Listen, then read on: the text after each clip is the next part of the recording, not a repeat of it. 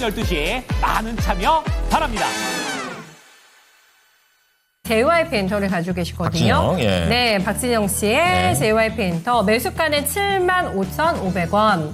비중은 15%. 꺾이고 있는 것 같아요. 이때 연락 주셔야죠. 잘해주셨습니다. 야, 불안하시대요. 불안하네요. 아, 근데 별로 불안할 것 같지 않은데. 올라간 거 별로 생각하면 안 꺾였어요. 올라간 예. 거 생각하면 뭐 예. 그러니까 지금 고점이 84,700원이잖아요. 보시는 것처럼. 예.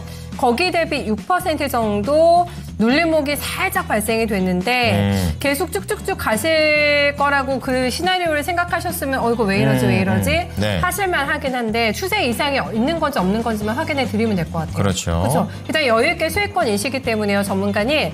엔터가 글쎄요 너무나 호재들이 많은 것 같더라고요. 요즘 분위기 잘 타면서 올라왔는데 요 며칠 음봉이 조금 나오고 신고가가 더 이상 안 나고 있는 상황 어떻게 판단해야 되는지 좀 알려주시면 좋겠거든요. 어떻게 판단하고 계세요? 네, 사실 꺾인 건 아니죠. 이거는 적절한 조정입니다. 주가가 그냥 원웨이로 일자로 올라가는 건 없어요.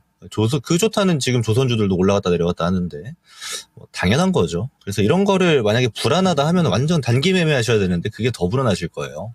그래서 마음을 좀 러프하게 가져가시는 게 좋고 좋은 종목 잘 보셨는데 불안하면은 어떻게 되냐면 조금 조정 나오면 팔게 돼요. 그래서 그런 판단을 하지 않기를 저는 먼저 바라고요. 그리고 대부분의 종목들이 아무리 좋은 종목들, 전력 설비 대장주들도 가면서 흔들리면서 가는데 JYP도 당연한 겁니다.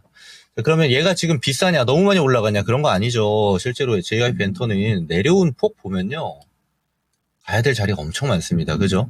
실제로 이 실적이 깨지면서 내려온 게 실적이 턴어라운드 됐기 때문에 상당히 긍정적인 뷰가 또렷하죠.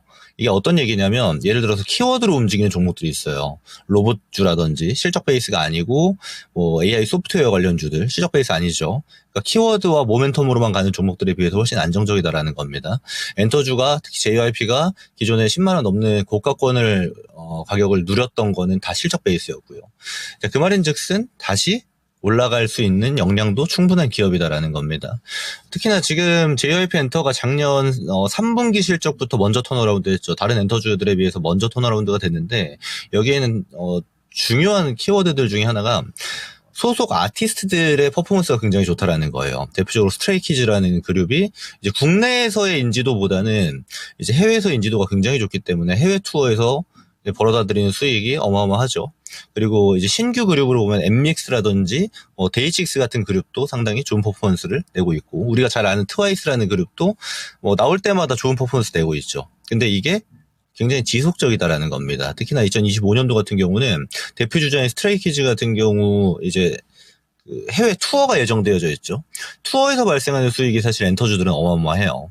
그래서 2025년 실적이 당연히 좋다라고 좀 기대되는 바도 상당히 크고요. 그래서 크게 대외 변수가 등장하지 않으면 거의 확실시되는 수익원이기도 한 겁니다. 그래서 엔터주들이 전반적으로 좋은데 그중에 JYP 엔터가 저는 먼저 실적 턴어라운드 됐기 때문에 바닥에서 먼저 출발했어요. 그 말은 뭐냐면 먼저 올라간 거에 대비해서 좀 조정도 먼저 받을 수 있는 이런 시간차의 순서가 있다일 뿐이지 사실 큰 방향에서 보면 방향이 바뀌었다거나 하는 건 전혀 없죠. 저는 별 걱정 안 하셔도 될 것 같고 오히려 이제 다른 엔터사들에 비해서 노이즈가 많이 없어요. JYP는. 엔터주들은 노이즈가 굉장히 리스크한 영역이기도 합니다. 예를 들어 아티스트 한 명이 문제가 발생한다라거나 사람이 하는 것이기 때문에 원치 않는 대외 변수가 발생하기도 하죠. JYP는 그거에 대한 리스크 관리를 굉장히 철저하게 하는 기업이기 때문에 다른 엔터주들보다 훨씬 더 안정적인 측면도 좀 부각될 수 있는 거거든요. 저는 불안할 게 전혀 없다. 그래서 만약에 좀 더 조정받으면 비중을 추가해도 되지 않을까라고 저는 판단하고 있기 때문에 잘 가져가시면 될 것 같아요. 그리고 이런 측면에 막 부각되죠. 관세라는 키워드가 떠오르면 엔터주는 관세 안 받으니까 너무 좋냐면서 올라가는 측면들이 있잖아요. 그런 건 완전 단기 모멘텀입니다. 실상 중요한 건 실적이 돌려 세웠냐 아니냐 이게 중요한 건데 실적을 완전히 돌려 세웠어요. 저는 그게 훨씬 더 중요하다고 보고 중요 모멘텀이라고 판단합니다. 그래서 결국엔 숫자 따라간다. 그것도 엔터주에도 포함되는 말이다라고 이야기 드리면서 얘도 기간 투자로 가져가시는 게 좋겠죠. 저는 2025년 가장 기대되는 섹터 중에 하나가 엔터주라고 판단하기 때문에 기간 투자로 들어가셔도 되고 혹여나 모멘텀 플레이 그러니까 스윙 트레이딩 정도의 타점을 잡으실 수 있다라면은 그것도 굉장히 유리한 섹터이기도 하다라는 말씀도 같이 드려보도록 하겠습니다. 네, 전혀 불안할 게 없다. 그러게요. 네, 그냥 뭐 갈 수 있는 주식은 없다. 맨날 안 쉬고 가는 게 어딨냐. 이게 그게 더 이상해요. 굉장히 정상적인 상황이라고 하니까 더 담는 것도 괜찮겠다라는 안심되네요. 굉장히 후한 네. 답변을 네. 해주셨습니다.